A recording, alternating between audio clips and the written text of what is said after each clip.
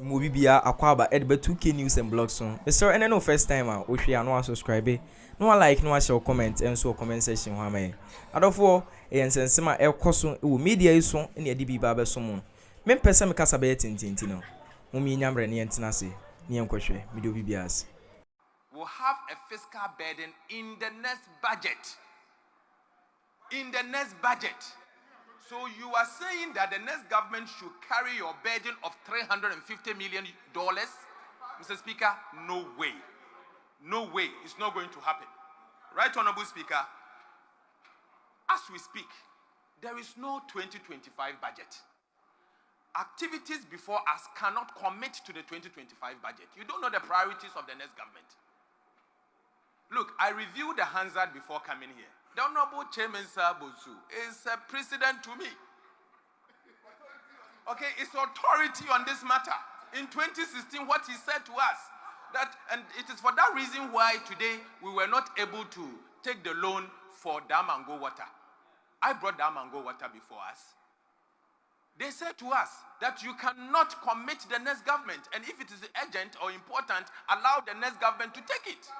So, Mr. Speaker, issues that will commit this country, as long as our budget is concerned, Mr. Speaker, I beg to say that let us leave it for the next administration to handle. But there are other low-hanging fruits here, like the Environmental Protection Agency bill. It is only, we finished the bill, we have left with only the third reading. Mr. Speaker, that one, if you want to do it, you can do it. If you don't want it, the next minister responsible for environment will come and do it. But anything else, Mr. Speaker, it won't happen. It will not happen. Thank you. This report was consensus. We arrived at the items by consensus. 3, the time agreed was 10 a.m. and it is a clerk to the committee that advertised it on our platform. It was not my time of choosing where I hurriedly convened a meeting without my other colleagues. But I agree that when the meeting had closed and Dr. Forsen had come in, he had expressed his own views about some of the items, which views he expressed before you at the pre-sitting deliberations. So, Mr. Speaker, I wasn't saying anything different. My worry is about the precedents we are setting on this matter. That the matter contained in the proposal should come before us. If it comes and we deliberate and we take a decision, that at that point is before the House. But if, Mr. Speaker, at this stage, it's going to be a novel practice for the House to say that business committee meeting, because there's a disagreement, we are going to reject or take some out and amend. Mr. Speaker, as it pleases the House, you are to guide us, and I will yield to the suggestions that you want to put across. But I find it a novel practice. And again, and finally, the suggestion that some of these items are new are completely untrue. Mr. Speaker, these items have been pending for months and years, and my colleagues know. If we may not have our members, let's wait for that day. If our members don't come, I won't put it to a vote for me to lose a question. So, Mr. Speaker, let's get to the bridge and then we'll cross it. These are items that government want to pursue. If we get there and we don't have our 138, we'll step it down. But my colleagues should proceed to oppose it when the thing comes to a vote, rather than to prevent it from being discussed. That one, I disagree. And I want Hansa to capture him as such. Mr. Speaker, having made my point, the rest lies with you. Thank you.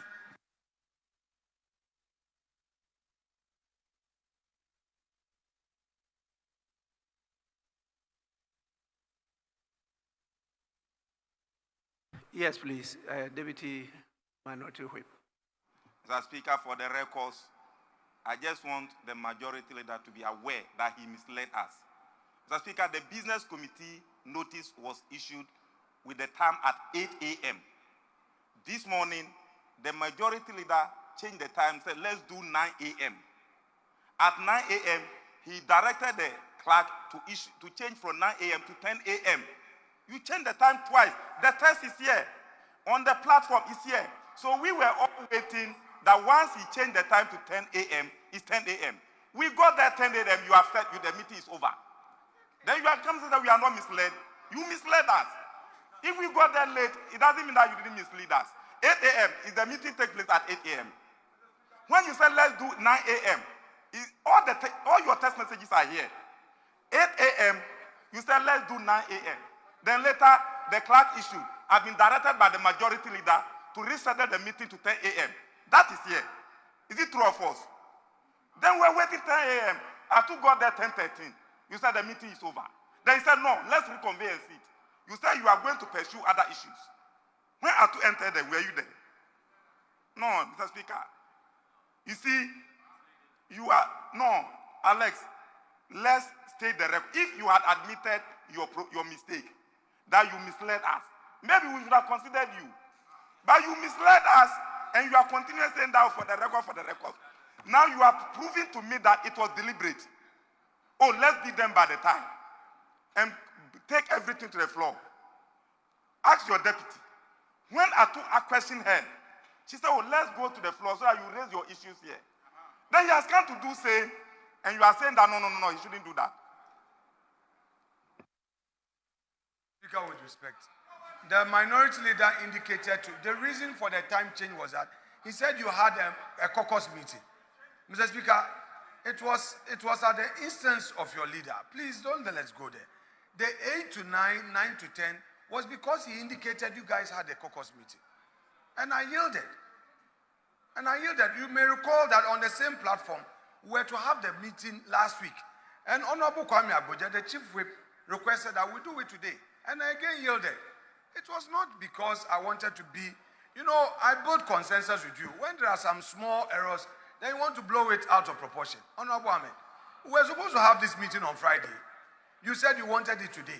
I immediately agreed. Your side requested for a change in time. I agreed. They requested for it again. I agreed. And then when we started the meeting, some of your members were there. And we started. So let's not go there. The point I've made is that if you have strong views, let it get to the stage where you can reject or otherwise. But to say that it shouldn't come at all, it's not acceptable. That's the point I've made. But I agree with Mr. Speaker that indeed I erred by saying that all the items have been on the business statement for some time. Some are indeed new. And that I concede on the correction made to my earlier submission by Mr. Speaker. I concede on that. Mr. Speaker, I believe we can make progress. Honorable. Because we are resetting. And I agree. Ghanaians voted for resetting. So, Mr. Speaker, let's probably, the only thing we have to do is to take the vote on account and close shop. We should not continue with any business here because, like Honorable Okujeto said, and rightly so, Ghanaians have voted for the resetting agenda of Nkoko Nkiti.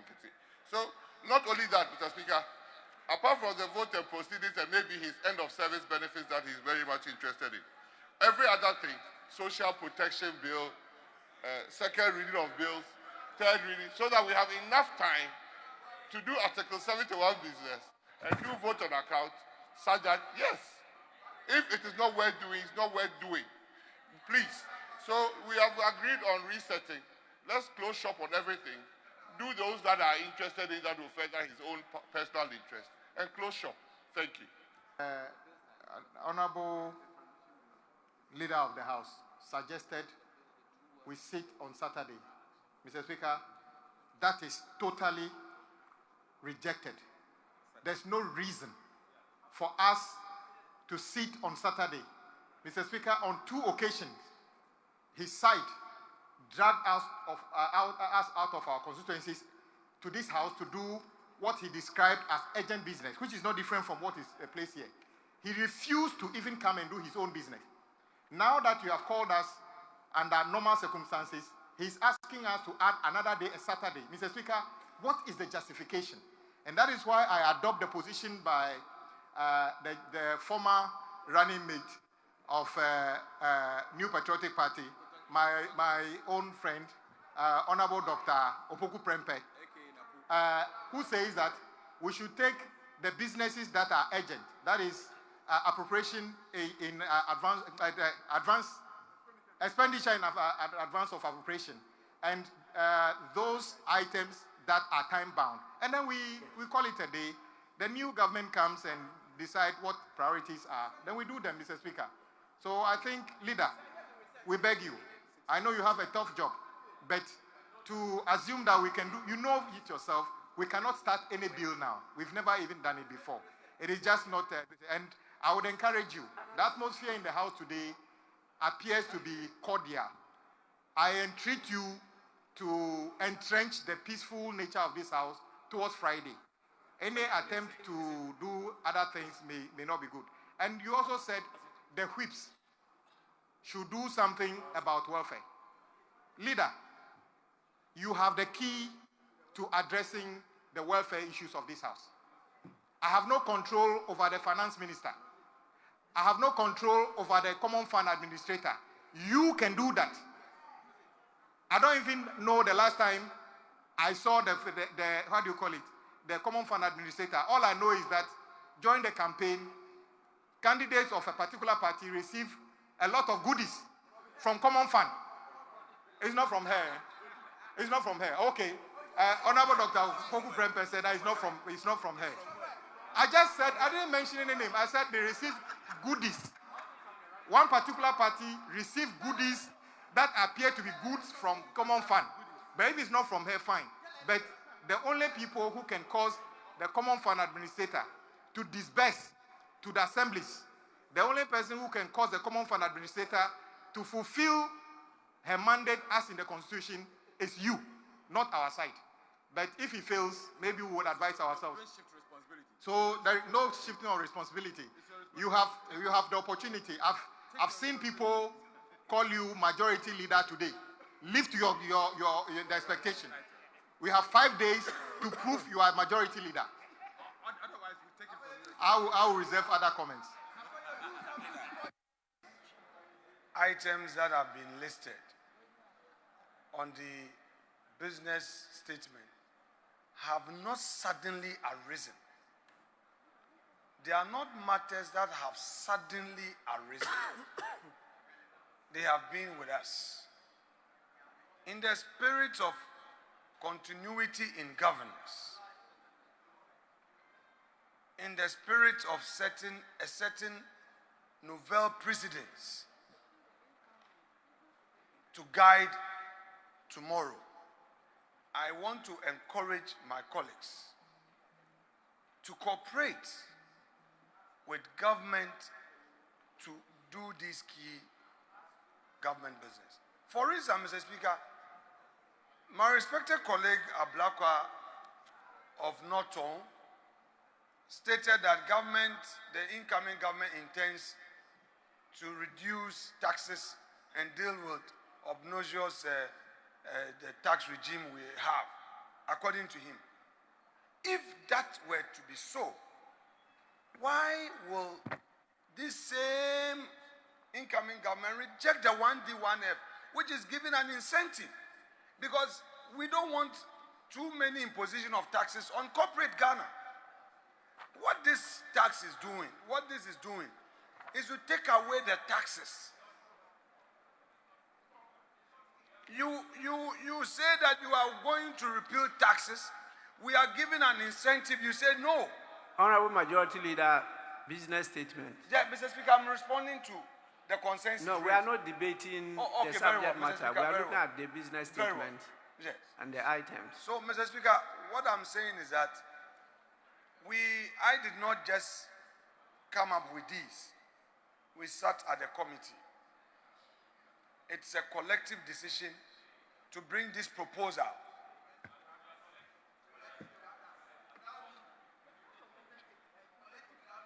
Mr. Speaker, they should know that they are coming into government too.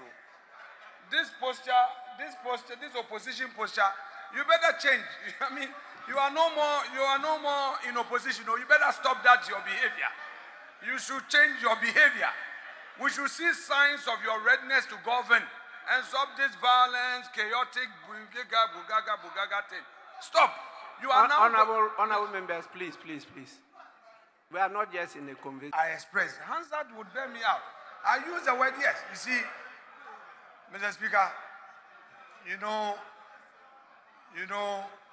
the incoming majority, because of the limited nature of the appointment, all of you may be redundant. All of you will be redundant at the backbench. And you would always be redundant. And they will be looking for you. You won't come. Mr. Speaker, very soon, you will tell the incoming majority leader, look at your back. Check behind you. There will be nobody. Because you all will be looking for things for your constituent. Mr. Speaker, be it as it may, I agree that we adopt the report subject to the views expressed, etc., etc. Let peace remain. Let there be peace. It's okay. Granted, I wasn't loud enough on this. Now, I bring clarity to it. Let's make progress. That is all.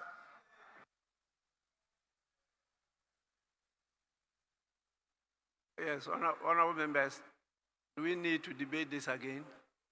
Yes, please. Mr. Speaker, we don't need to debate this.